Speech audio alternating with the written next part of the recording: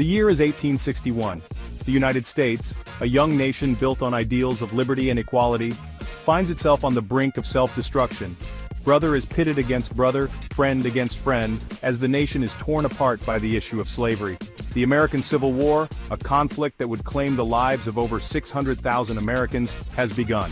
This is the story of a nation divided, a story of courage and sacrifice, a story that continues to shape the American identity to this day.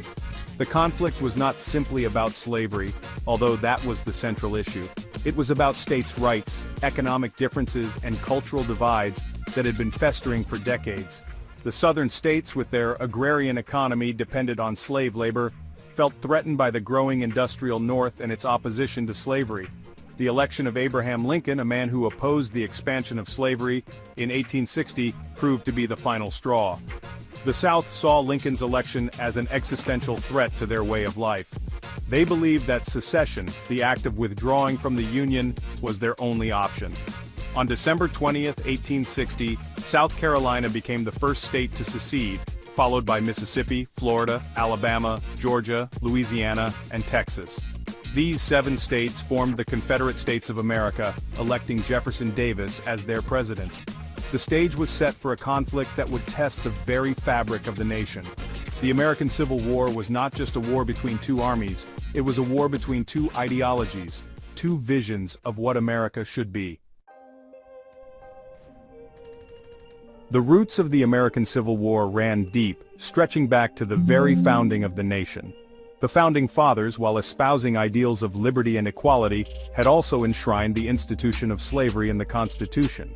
This contradiction, a fundamental flaw at the heart of the American experiment, would continue to haunt the nation for decades to come.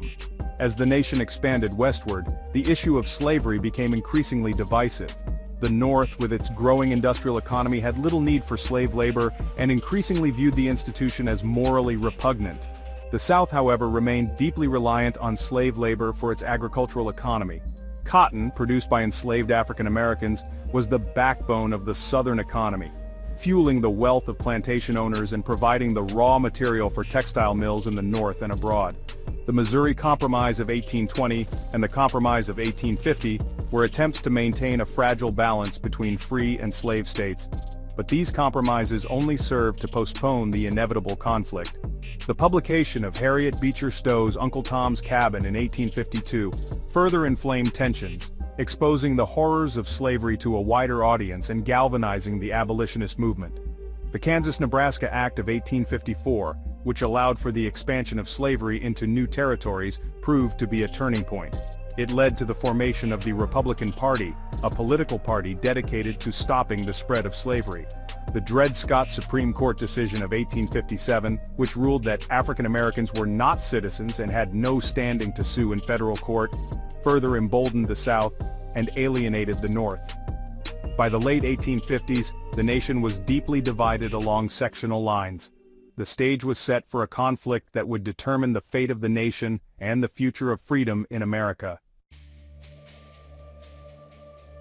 The tension that had been building for decades finally erupted on April 12, 1861, with the Confederate attack on Fort Sumter in Charleston, South Carolina. The fort, a symbol of federal authority in the seceded South, was bombarded by Confederate forces under the command of General P.G.T. Beauregard. After a 34-hour bombardment, the Union garrison surrendered, marking the beginning of the American Civil War. The attack on Fort Sumter galvanized both the North and the South.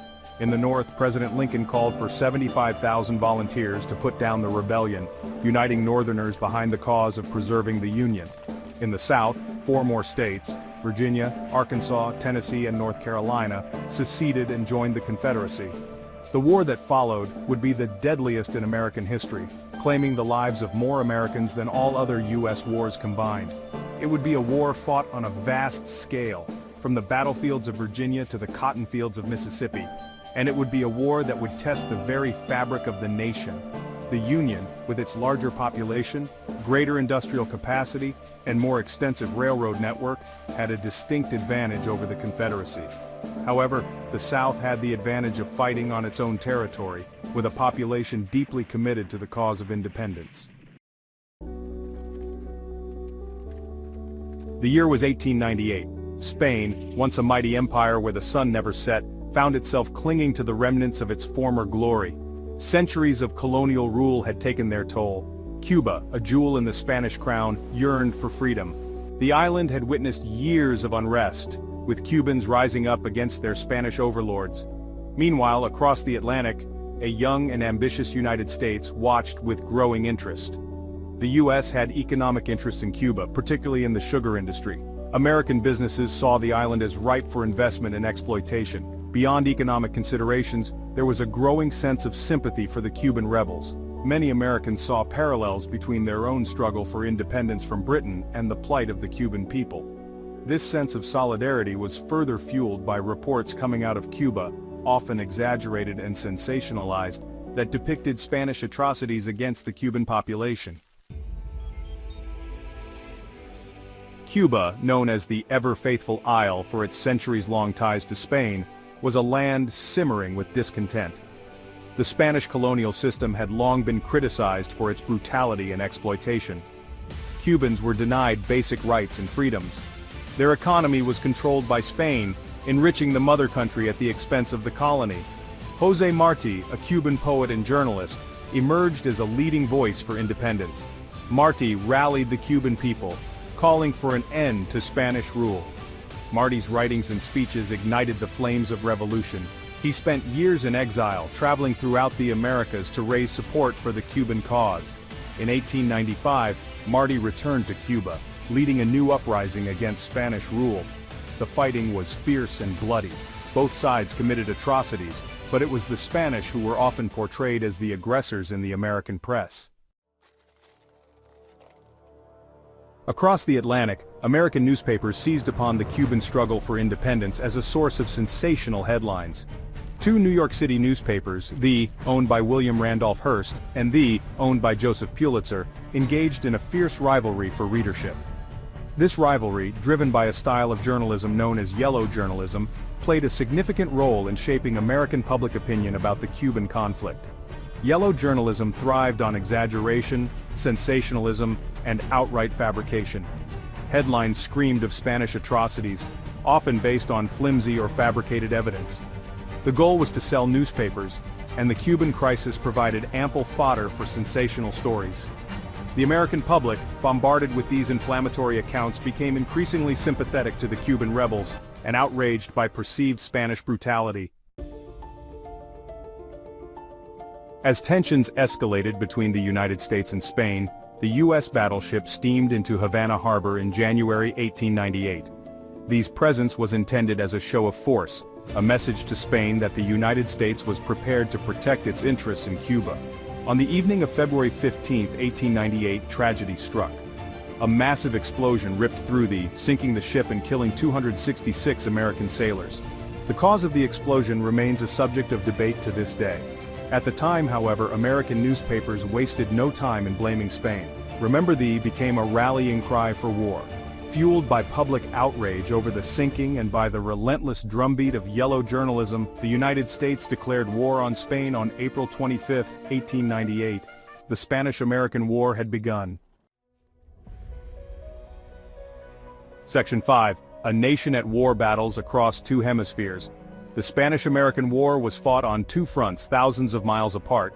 In the Pacific, the U.S. Asiatic Squadron, commanded by Commodore George Dewey, engaged the Spanish fleet in Manila Bay, Philippines. The Battle of Manila Bay, fought on May 1, 1898, was a decisive American victory. Dewey's fleet destroyed the Spanish squadron, effectively ending Spanish naval power in the Pacific. Meanwhile, in the Caribbean, the focus of the war shifted to Cuba. American troops landed on the island in June 1898, aiming to drive out the Spanish and secure Cuban independence. The Battle of San Juan Hill, fought on July 1, 1898, became one of the most famous battles of the war. Theodore Roosevelt and his Rough Riders, a volunteer cavalry regiment, gained fame for their charge up Kettle Hill, a strategic point near San Juan Hill. The American victory at San Juan Hill paved the way for the siege and capture of the city of Santiago de Cuba. Section 6. Victory and its spoils: the Treaty of Paris. By August 1898, Spain, facing defeat on two fronts, sued for peace. The Treaty of Paris, signed on December 10, 1898, officially ended the Spanish-American War. Under the terms of the treaty, Spain ceded Cuba, Puerto Rico, and Guam to the United States. Spain also sold the Philippines to the U.S. for $20 million. The treaty marked the end of Spanish colonialism and the emergence of the United States as a global power. The U.S. had acquired territories across the globe, extending its reach and influence into the Caribbean and the Pacific. The war, however, had also ignited debates about American imperialism and the morality of acquiring overseas territories. Section 7. A New World Order: America's Rise to Global Power. The Spanish-American War, though brief, had profound consequences for both the United States and the world. For the U.S., it marked a turning point in its history, signaling its transformation from a regional power into a global player.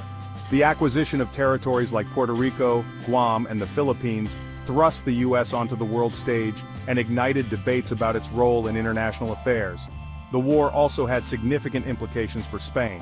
Once a global empire, Spain was now a diminished power, stripped of its remaining colonies. The defeat was a national humiliation and forced Spain to confront its decline and reassess its place in the world. The war's aftermath saw Spain embark on a period of introspection and reform, seeking to modernize its economy and society. Section 8. The Price of Victory: Consequences and Controversies. While the Spanish-American War propelled the United States to global prominence, it also sparked controversy and raised questions about American imperialism. The U.S. faced resistance movements in its newly acquired territories, particularly in the Philippines, where Filipino nationalists who had been fighting for independence from Spain resisted American rule. The Philippine-American War, which lasted from 1899 to 1902, was a brutal conflict that resulted in the deaths of thousands of Filipinos and Americans. The war raised uncomfortable questions about the true motives behind American intervention in the Philippines and whether the U.S. was truly committed to promoting freedom and democracy abroad. Section 9. A War's Lasting Legacy: Shaping the 20th Century. The Spanish-American War, though a relatively short conflict, cast a long shadow over the 20th century. It marked the end of Spanish colonialism and the rise of the United States as a global power. The war's legacy continues to be debated and analyzed, with historians grappling with its complexities and its impact on the trajectory of the 20th century. The war's legacy is multifaceted. It ushered in an era of American global engagement but also raised concerns about American imperialism. It contributed to the rise of the United States as a military and economic powerhouse but also entangled the U.S. in complex international conflicts. The Spanish-American War serves as a reminder that even seemingly minor conflicts can have far-reaching and unintended consequences, shaping the course of history for generations to come.